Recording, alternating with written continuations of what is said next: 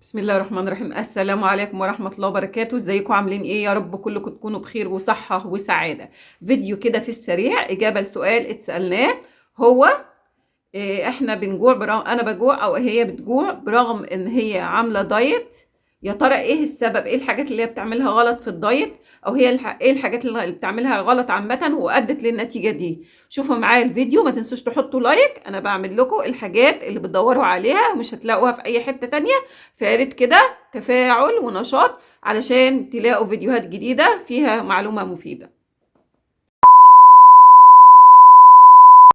اول حاجه هي بتعملها غلط ان هي بتاخد سكريات او حلويات بكميات كبيره، وخصوصا احنا في نظام اللقيمات بناخد حلو وجبه.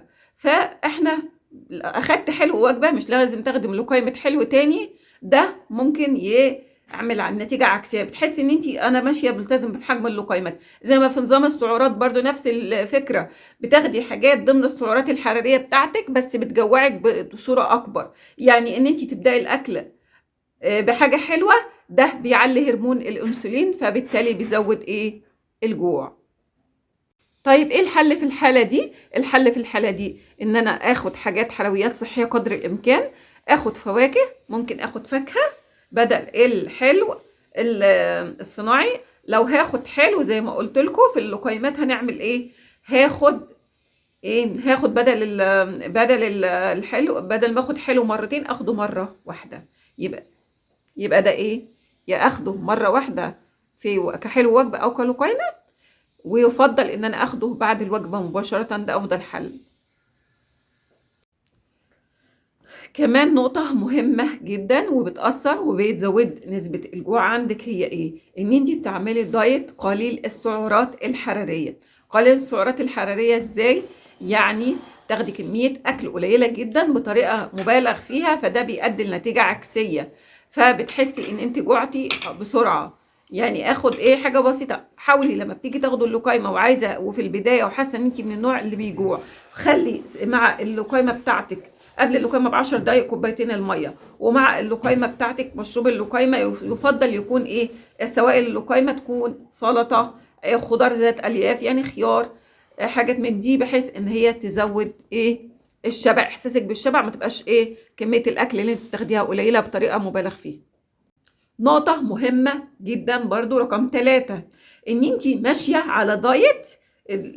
بعض الاطباء بتوع الورق المكتوبه عامه بيقولوا لك مثلا هاتي شوفان، هاتي مش عارف كذا، هاتي كذا، بتجيبي اكل انت اساسا ما بتحبهوش، معدتك ما بتتقبلوش، فبتكون النتيجه بتكون النتيجه ان انت اساسا بتبقي كارهه الدايت ده، مش مناسب ليكي، فبتجوعي.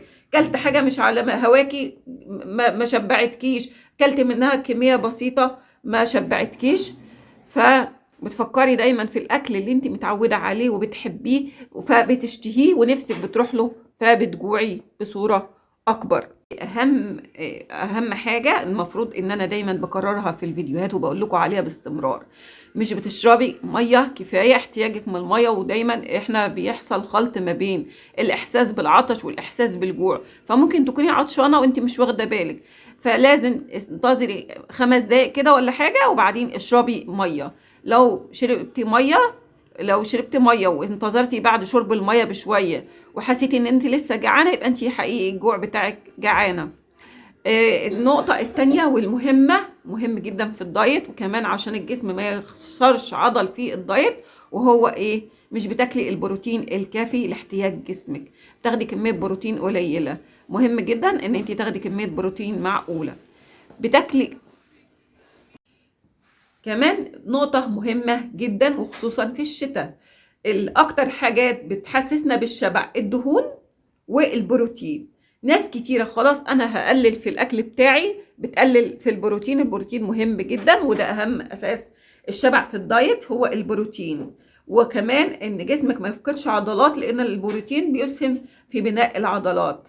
في بروتين نباتي وبروتين حيواني على حسب الموجود عندك. اللي حاولي قدر الامكان تاخدي اكل فيه بروتين. والفيديو الجاي ان شاء الله، او لو في وقت هعمل لك فيديو شورتس ان شاء الله ينزل قبل الفيديو ده، لو لحقت ان شاء الله انزله لكم، عن البروتين، الحاجات مصادر البروتين المختلفه. الدهون الصحيه بقى كمان يا اكلك فقير في البروتين او في الدهون الصحيه، واحنا في البرد وبنحتاج دهون زي ايه؟ الدهون الصحيه زي الزبده، السمنه البلدي مش النباتي. ناس كتيره فاكره ان السمنه النباتي صحيه اكتر او اخف من السمنه البلدي. السمنه البلدي افيد بكتير بكتير جدا وصحيه اكتر، ولو حتى هتاخدي كميه قليله منها مع زيت طبيعي. الزيوت الطبيعيه زي زيت الزيتون، زي زيت الذره، زي زيت دوار الشمس، الحاجات دي الصحيه دي قدر الامكان.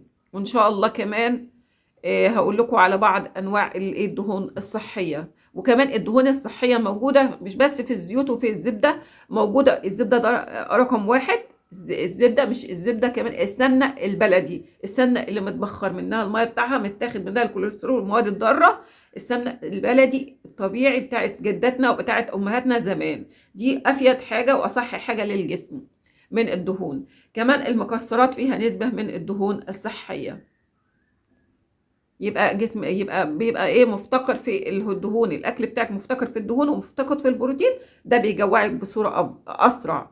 هنشوف بقى النقطه اللي بعد كده، تابعي الفيديو معايا. كمان نقطه مهمه جدا جدا، مستعجله على النتيجه ان انت تخسي وعايزه تخسي في وقت قصير، مع ان انت اتراكمت الدهون والوزن الزايد ده على مدار سنوات، وانت عايزاه يخلص في ساعات ولا في ايام، والنتيجه ايه؟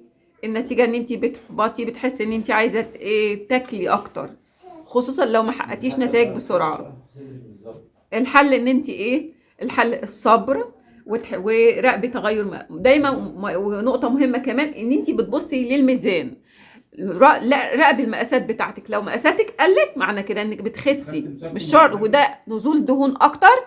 لما بتخسي مقاسات ده معناه ان جسمك بينزل منه الدهون الزياده.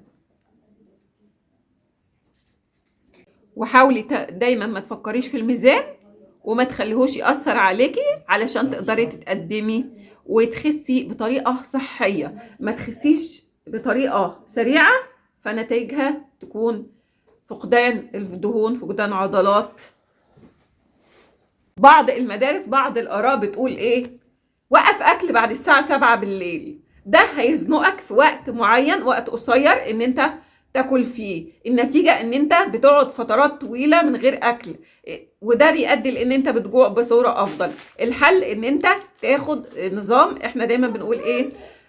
خليك كل براحتك، بس بحيث ان انت بتاخد لقيمتك، وزع لقيمتك على مدار اليوم، بس خلي لك ساعتين قبل ما تنام وقف فيهم اي طعام.